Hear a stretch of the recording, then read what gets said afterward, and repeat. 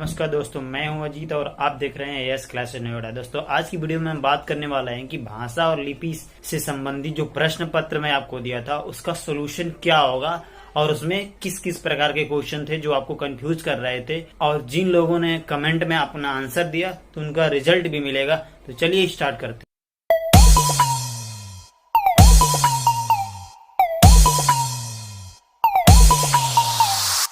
दोस्तों, पहला क्वेश्चन है विजाति समूह को चुनकर लिखें, यानी कि जो एक समान ना हो ऐसा समूह। तो अंग्रेजी पहला यदि ऑप्शन देखें तो अंग्रेजी और चीनी ये दोनों विदेशी भाषाएं हैं। फ्रेंच और रूसी ये भी विदेशी भाषाएं हैं।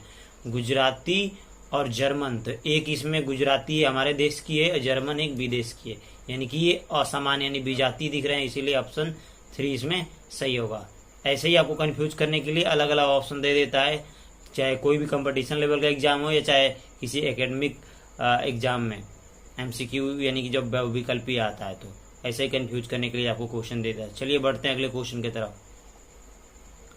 अगला क्वेश्चन है भारत की राजभाषा क्या है। तो भारत की राजभाषा है हिंदी, क्योंकि इसके जो भी सरकारी जो कामकाज होते हैं, सरकारी जो कार्यालय के, वो हिंदी भाषा में होते हैं, इसीलिए भारत की राजभाषा है हिंदी। अगला देखते हैं क्वेश्चन, भाषा के प्रमुख कितने रूप हैं। तो भाषा के प्रमुख ऐसे तो 3 रूप माने गए थे कि 3 रूप हैं। पहला लिखित, दूसरा सांकेतिक,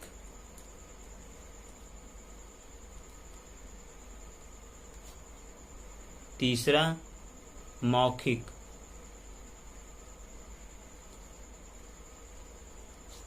लेकिन सांकेतिक को इसमें व्याकरण में जगह नहीं दी गई, यानी कि इसको रिजेक्ट कर दिया गया, तो इसीलिए जो भाषा के मुख्य रूप से 2 रूप हैं, तो इसीलिए ऑप्शन आपका सी सही होगा इसमें। अगला क्वेश्चन है हिंदी भाषा का प्रारंभ मोटे तौर पे कब से हुआ। तो हिंदी भाषा का प्रारंभ मोटे तौर से 1000 ईस्वी से हुआ है, तो ऑप्शन बी सही होगा।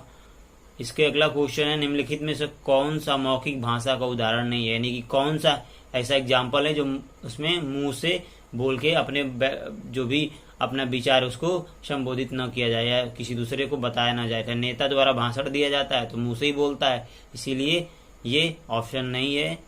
मित्र द्वारा लिखा गया पत्र, तो ये तो आपका मित्र द्वारा लिखा गया पत्र यानी लिखित भाषा है ना, तो ये लिख के दे रहा है, तो ये कह रहा कौन सा नहीं है, यानी कि निगेटिव वाला। इसमें ध्यान देना है कि नहीं दे देता है और हम कंफ्यूज होकर सही वाला लगा देते हैं। तो कह रहा कौन सा नहीं है, तो ये तो था, इसीलिए ये ऑप्शन सही नहीं होगा। आप कह रहे हैं मित्र द्वारा लिखा गया पत्र, तो पत्र लिखेंगे तो लिखित भाषा होगा, तो ये सही होगा। गायक गाएगा तो मुंह से गाएगा, मौखिक भाषा में आ जाएगा, तो ये भी नहीं होगा, इसीलिए ऑप्शन बी आपका सही होगा। नेक्स्ट क्वेश्चन है संविधान की किस धारा के अंतर्गत हिंदी भाषा राजभाषा घोषित की गई। तो धारा 343 से लेके धारा 351 तक जितनी भी बहुत सारी भाषाओं को उसमें इंक्लूड किया गया है, लेकिन हिंदी को धारा 343 के जो चर्चा हिंदी की गई है वो धारा 343 के अंतर्गत की गई है। अगला क्वेश्चन है भाषा कौशल कौन कौन से हैं, यानी कि भाषा के कौन कौन से कौशल हैं। तो भाषा के जो कौशल हैं सुनना, बोलना, पढ़ना, लिखना, तो केवल ये नहीं हो सकता, क्योंकि सुनना, बोलना और पढ़ना लिखना सब होता है, तो एक और ये, यानी कि ए और सी दोनों सही होगा, इसीलिए ऑप्शन आपका इसमें डी सही है। नेक्स्ट क्वेश्चन है राजभाषा का तात्पर्य क्या है। राजभाषा का तात्पर्य क्या है, प्रशासनिक भाषा है, नहीं, सरकारी कामकाज की भाषा, तो सरकारी कामकाज की भाषा है ये। राजभाषा का मतलब कि उसी में उस देश के जो सरकारी कार्यालय जो भी होते हैं उसी भाषा में सारा काम होता है, जैसे अपने इंडिया की हिंदी है, तो राजभाषा का मतलब ये होता है कि सरकारी कामकाज की भाषा होती है, बहुसंख्यक लोगों की भाषा नहीं होती। देवनागरी लिपि में कौन कौन सी भाषाएं लिखी जाती हैं। तो देवनागरी में हिंदी भी लिखी जाती है, मराठी भी लिखी जाती है और नेपाली भी लिखी जाती है। पंजाबी नहीं लिखी जाती, क्योंकि पंजाबी का गुरुमुखी होता है, उर्दू का फारसी होता है, संस्कृत भी देवनागरी में लिखी जाती है, गुजराती भी देवनागरी में। तो ए ऑप्शन भी सही आ रहा है और सी ऑप्शन भी सही आ रहा है, इसीलिए आपका ऑप्शन डी सही होगा, क्योंकि ये कह रहा है कि ए और सी दोनों सही है। अगला क्वेश्चन देखते हैं, व्याकरण क्या है।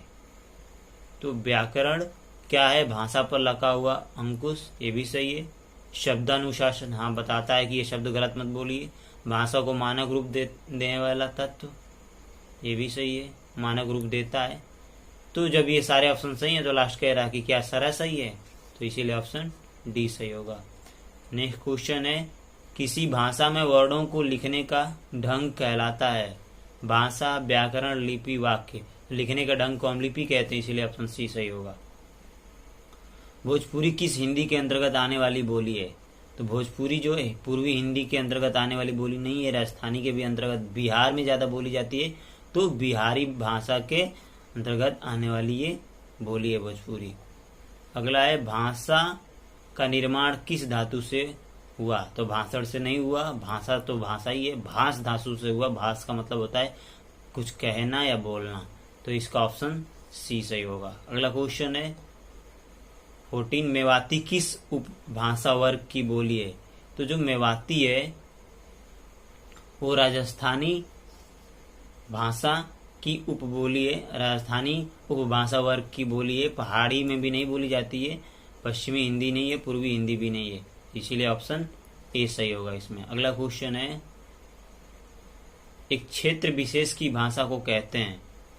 क्षेत्र विशेष की भाषा को हम बोली कहते हैं, हमें पता है, क्योंकि इसका एक विस्तृत क्षेत्र नहीं होता है और भाषा का विस्तृत क्षेत्र होता है, बोली का सीमित क्षेत्र होता है। तो वही कह रहा है कि क्षेत्र विशेष की भाषा, ठीक है। तो जैसे कि आपके गांव में जो बोली जाती होगी, आपके डिस्ट्रिक्ट में बोली जाती हुई नहीं है कि वो आपके पूरे स्टेट में बोली जाएगी, आपके पूरे राज्य में वही भाषा बोली जाती है। तो एक विशेष क्षेत्र हो गया कि नहीं हो गया, तो आपके वो डिस्ट्रिक्ट में या एक दो और डिस्ट्रिक्ट में बोली जाती है। तो ये एक विशेष क्षेत्र की, यानी हर एक लगभग एक डिस्ट्रिक्ट के बाद एक भाषा कुछ ना कुछ थोड़ा बहुत बदलाव आ जाता है उसमें, तो इसीलिए इसे हम बोली कहते हैं, क्योंकि इसका एक विशेष क्षेत्र होता है। नेक्स्ट क्वेश्चन है, भाषा के संबंध में कौन सा तथ्य सही नहीं है? सही नहीं है, ध्यान देना है, यहाँ पे क्या कह रहा है, नहीं है सही। तो भाषा पैतृक संपत्ति है, यही तो गलत है, यही है जो पहला ऑप्शन सही होगा इसमें। अर्जित संपत्ति है, ये गलत है। भाषा परिवर्तनशील है, ये भी गलत है। भाषा सामाजिक संपत्ति है, क्योंकि यहाँ पे ये सारे सही हैं, ये जो भी तीनों हैं ये सारे सही हैं और ये सही नहीं है। तो वही कह रहा है कि कौन सा तथ्य सही नहीं है, तो इसीलिए हमारा ऑप्शन ए इसमें जो होगा वो उसको टिक करेंगे। कंफ्यूज यही करता है, नहीं कहीं लगा के दे देगा, कहीं यस लगा के देगा, कहीं नहीं लगा देगा, तो हम नहीं को नहीं ध्यान देंगे, तो फिर इसमें से कोई एक लगाएंगे तो फिर तीनों ये सही होने लगेंगे, तो फिर हमारा टाइम भी बर्बाद हो जाएगा और हम कंफ्यूज भी हो जाएंगे। चलिए बढ़ते हैं अगले क्वेश्चन की तरफ। किसी व्यक्ति के सामने अपने विचार को लिखकर प्रकट करना है, तो लिख के प्रकट करते हैं, तो सीधी सी बात है लिखित भाषा हो गई, यानी ऑप्शन बी क्लियर है। नेक्स्ट क्वेश्चन, हिंदी किस लिपि में लिखी जाती है? तो हिंदी किस लिपि में लिखी जाती है, अभी ऊपर ही हम देखे, देवनागरी, हिंदी और संस्कृत दोनों देवनागरी में लिखी जाती है, इसलिए ऑप्शन सी सही होगा। नेक्स्ट क्वेश्चन देखते हैं, भाषा के अंग हैं, तो भाषा के कौन कौन से अंग हैं? तो वर्ण और अक्षर भी हैं, शब्द और वाक्य भी हैं, तो इसीलिए ऑप्शन इसमें सी सही होगा, क्योंकि ये कह रहा है ए और बी दोनों सही है, इसीलिए ऑप्शन सी सही है इसमें। नेक्स्ट क्वेश्चन है 20, गढ़वाली किस उपभाषा वर्ग की बोली है? तो जो गढ़वाली वो पहाड़ी हिंदी भाषा वर्ग की बोली है, इसीलिए ऑप्शन ए सही होगा। नेक्स्ट है, व्याकरण के कितने अंग है? तो व्याकरण के कितने अंग है? तो व्याकरण के 3 अंग है। कौन कौन से? तो व्याकरण के जो 3 अंग है, पहला है वर्ण विचार,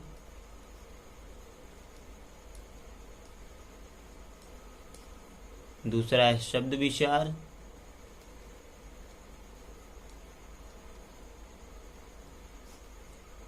तीसरा है वाक्य विचार।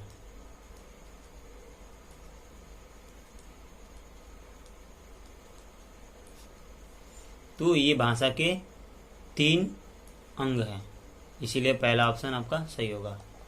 अगला है, हिंदी की कुल कितनी बोलियां मानी गई हैं? तो हिंदी की कुल 18 बोलियां मानी गई हैं। हिंदी से रिलेटेड इसकी 18 बोलियां बोली जाती हैं। अगला क्वेश्चन है, भाषा की सबसे छोटी इकाई क्या है? तो जब भाषा की सबसे छोटी इकाई या अंग, ये दोनों का मतलब एक ही हुआ, तो जब भाषा की केवल कहेगा कि भाषा की सबसे छोटी इकाई या अंग क्या है, तो आपका वर्ण होगा।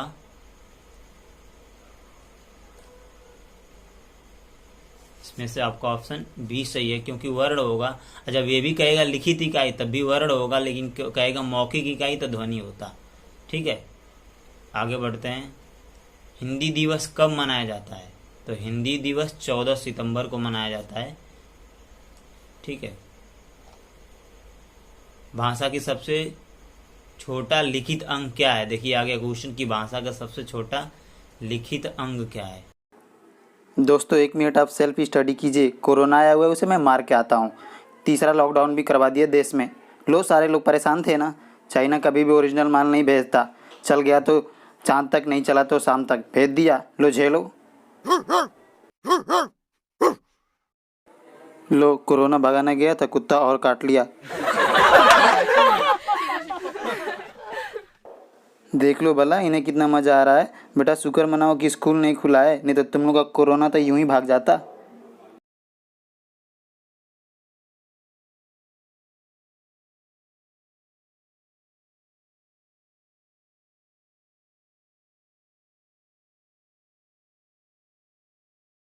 अगला क्वेश्चन है, अर्थ के आधार पर हिंदी की सबसे छोटी इकाई, यानी कि सबसे छोटी इकाई क्या है जिसका हम अर्थ निकाल सकते हैं? तो वर्ण का तो अर्थ निकलेगा नहीं, शब्द का अर्थ निकल जाता है।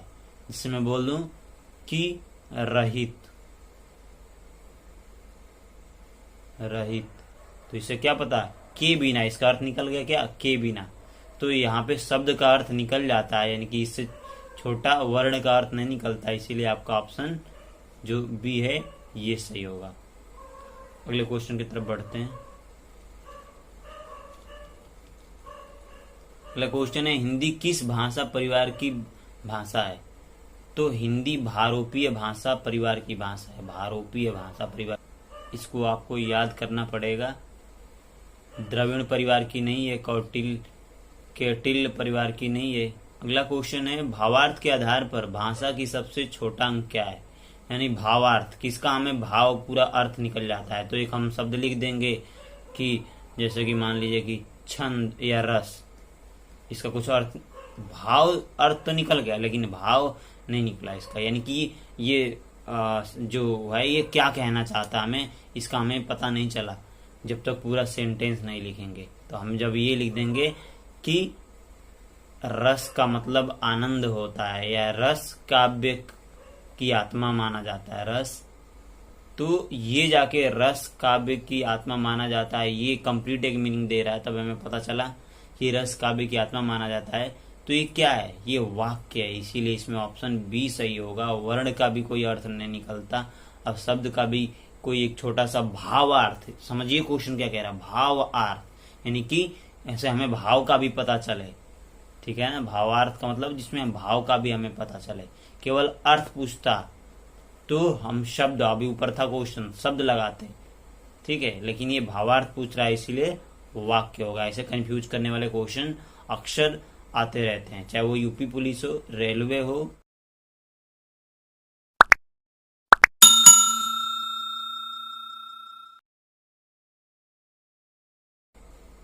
पहला है कार्तिक। कार्तिक जो कि 1 घंटे पहले, मतलब 1 घंटे के अंदर में इन्होंने आंसर दे दिया था। शायद इनके पेरेंट्स का नाम है सचिन त्यागी। इनका 30 में से 15 मार्क्स है, अच्छा है, और थोड़ी सी मेहनत करने की ज़रूरत है। चलिए देखते हैं अगला किसका है, विक्की कुमार। ये 30 में से 13 है। आप चाहें तो स्क्रीनशॉट करके अपना रिजल्ट ले सकते हैं। आपको फोकस करने की ज़रूरत है बेटा, थोड़ा सा ध्यान दीजिए हिंदी पे, क्योंकि 50% भी नहीं आने का मतलब कि बहुत ज़्यादा प्रॉब्लम है आपको। ये बहुत ही बेसिक क्वेश्चन था। अगला है निधि, 30 में से 19 मार्क्स। बेटा बहुत अच्छा आपका एफर्ट है। इसका अगला है आस्था पाल, 30 में से 16 मार्क्स। वेरी गुड बेटा, 50% से अब तो चलो। नेक्स्ट है ऋतिक, 30 में से 15 मार्क्स, 30 में से 15। चलिए मेहनत करते रहिए, लगे रहिए। अगला है विशाल, बेटा बहुत बहुत डाउन है आपका तो, 30 में से 12 मार्क्स। नेक्स्ट है दिव्या काला। ठीक है बेटा, ऐसे ही मेहनत करते रहो। 17 मार्क्स है 30 में से। अगला है प्रियांशु। ठीक है बेटा, आपका ही ऐसे ही मेहनत करते रहिए। 16 मार्क्स है 30 में से।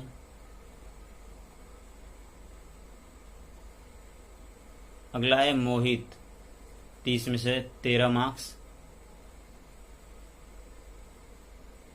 बेटा आपको मेहनत करने की जरूरत है, हिंदी पे थोड़ा सा फोकस कीजिए। अगला है कीर्ति राय। बहुत अच्छा बेटा, 21 मार्क्स 30 में से, यानी कि 21 मार्क्स है 30 में से। Very good. साक्षी सिंह, 30 में से 18 मार्क्स। कीप इट अप बेटा, जारी रखना है ऐसे ही अपने। अगला है सिद्धार्थ। 30 में से 13 मार्क्स। 2 नाम से इन्होंने सेंड किया है, 30 से कोई एक ही नाम लिया जाएगा क्योंकि आंसर सबका सेम है। नेक्स्ट है दिवांशु। 30 में से 19 मार्क्स। बेटा ऐसे ही अपनी मेहनत को जारी रखिए। नेक्स्ट है शिवम। 21 मार्क्स 30 में से। बहुत अच्छा बेटा। ओम प्रकाश, बहुत अच्छा एफोर्ट है, ऐसे ही अपनी पढ़ाई को जारी रखिए। 18 मार्क्स 30 में से। आयुष सेकेंड, अच्छा क्लास भी डाल दिया, 4th, 14 मार्क्स 30 में से। बहुत अच्छा बेटा, चलिए ठीक है। मयंक मिश्रा, 12 मार्क्स 30 में से। बेटा फोकस आप कीजिए हिंदी पे, बहुत लूज है आपकी हिंदी। NKS अच्छा निशांत जाट, 30 में से 21 मार्क्स। बहुत अच्छा बेटा। अनमोल, 22 मार्क्स 30 में से। बहुत अच्छा बेटा, सबसे ज्यादा अभी तक आपका ही है। मानसी, 30 में से 20 मार्क्स। गुड बेटा। देवेश, 30 में से 21। बहुत अच्छा बेटा।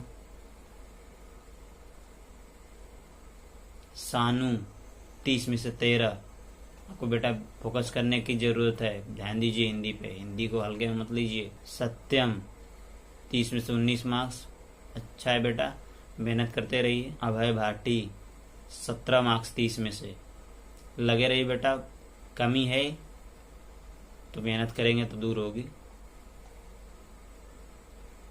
और ये है आपका फाइनल जो आंसर शीट है, ये आपके सामने है। आप इसका चाहें तो स्क्रीनशॉट ले सकते हैं मैचिंग के लिए। ऐसे मैंने बहुत सावधानी से मैं चेक किया हूँ, आप चाहें तो ले सकते हैं। इसको 2 भागों में स्क्रीनशॉट इसकी ले सकते हैं।